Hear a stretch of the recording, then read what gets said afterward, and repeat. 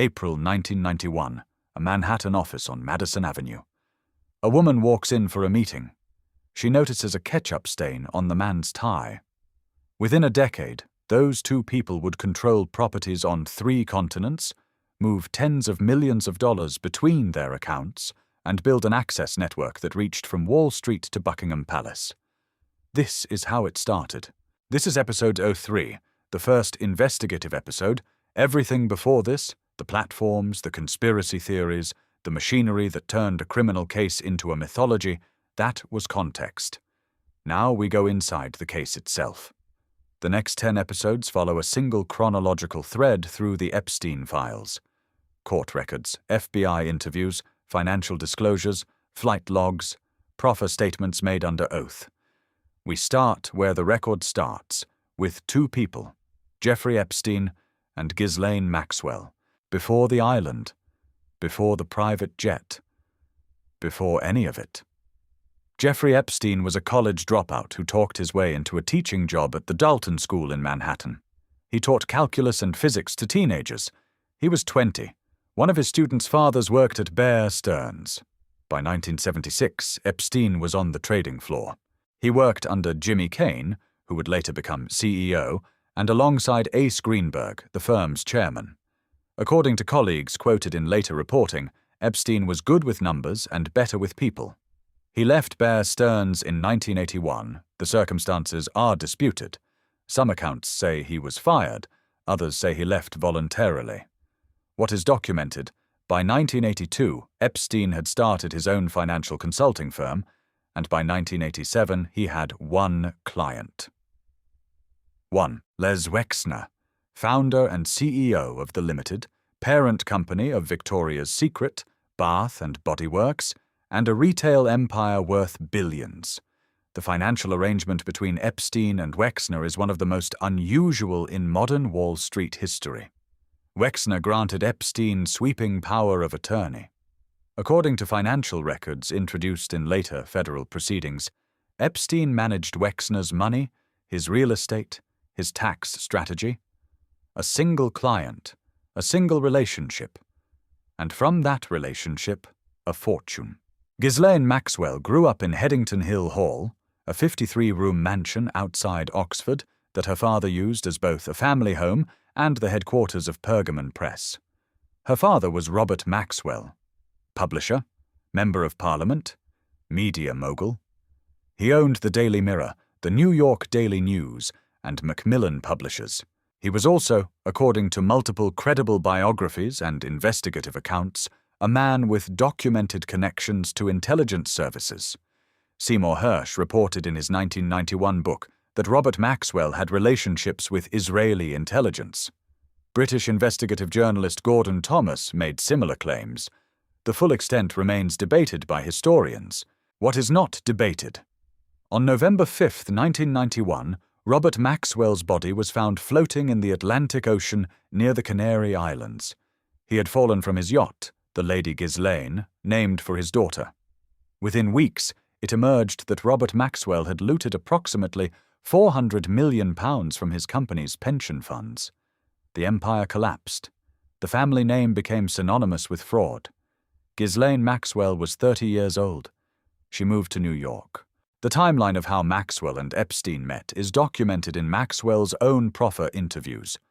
Formal statements made to prosecutors during her legal proceedings. According to those statements and corroborating accounts, Maxwell and Epstein met in or around 1991. The ketchup stain detail comes from a documented account in Vicky Ward's 2003 Vanity Fair profile. What is clear from the record?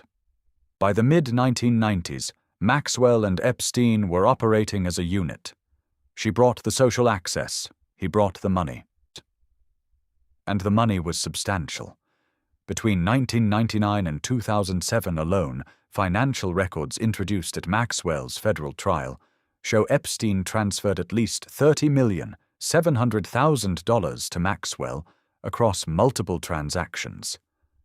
$30 million. To a woman prosecutors would later describe as Epstein's key accomplice in a sex trafficking conspiracy. Through the 1990s, the infrastructure expanded. documented in property records and court filings, the Manhattan townhouse at 9 East 71st Street, more than 28,000 square feet, originally purchased by Wexner, transferred to Epstein for reasons that remain legally contested, the Palm Beach estate on El Brillo Way, the New Mexico Ranch, Zorro Ranch, approximately 10,000 acres near Stanley, and in 1998, a private island in the U.S. Virgin Islands, Little St. James, 71.6 acres. By the end of the decade, Epstein and Maxwell had assembled a network of properties spanning 4 states and 2 territories. They had the money. They had the real estate. They had the social connections. The structure was in place. What that structure was used for is documented in the next episode. Here's what makes this period critical to the investigative record. Every property, every flight, every dollar that funded what prosecutors would later call a sex trafficking conspiracy, the financial trail leads back to the 1990s. Back to the Wexner arrangement. In 2019, Wexner stated publicly that Epstein had misappropriated vast sums of money from him. He described himself as a victim. Prosecutors have not charged Wexner with any crime. He has not been accused of involvement in trafficking, but the financial architecture, the power of attorney, the property transfers, the flow of funds, that is documented. And it started here. The flight logs tell a parallel story. The earliest entries in the Epstein flight records show a pattern that would continue for 2 decades. Names, dates, routes between Manhattan, Palm Beach, the island, New Mexico. The logs document who was on those planes. They are part of the public record under the Epstein-Files Transparency Act. And Maxwell's name appears throughout.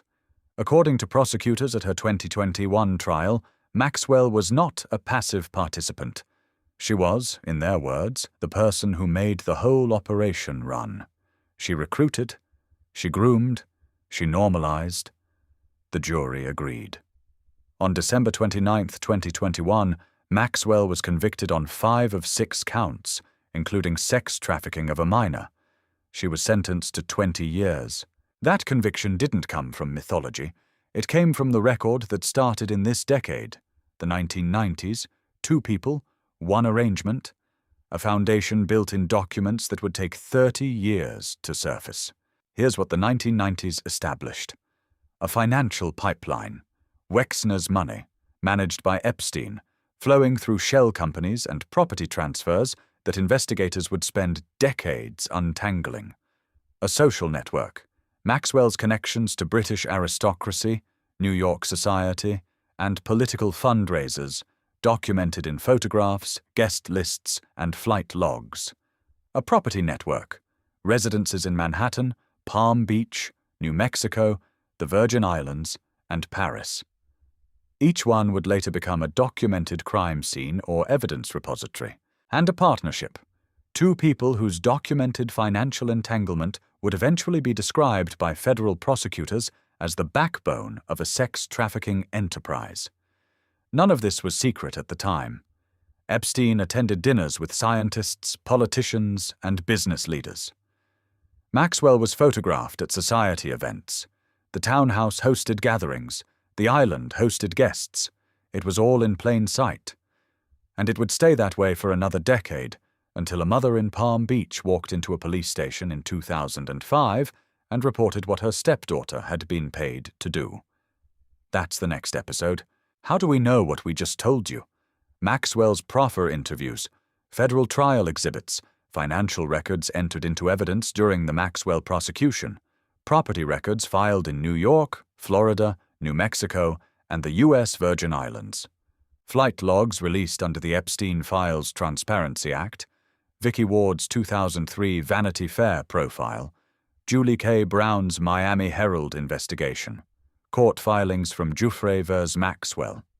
Every claim in this episode is sourced from the public record. When something is contested, we said so. When something is unverified, we flagged it. That's how this works. Every episode. Verified record first. That's the foundation. 2 people. 1 financial arrangement. A decade of building. Next episode, what that structure was used for. 2005. A mother walks into a police station. Her stepdaughter has been paid $300, and a detective named Joe Ricare starts pulling a thread that unravels everything. Subscribe. We're just getting started.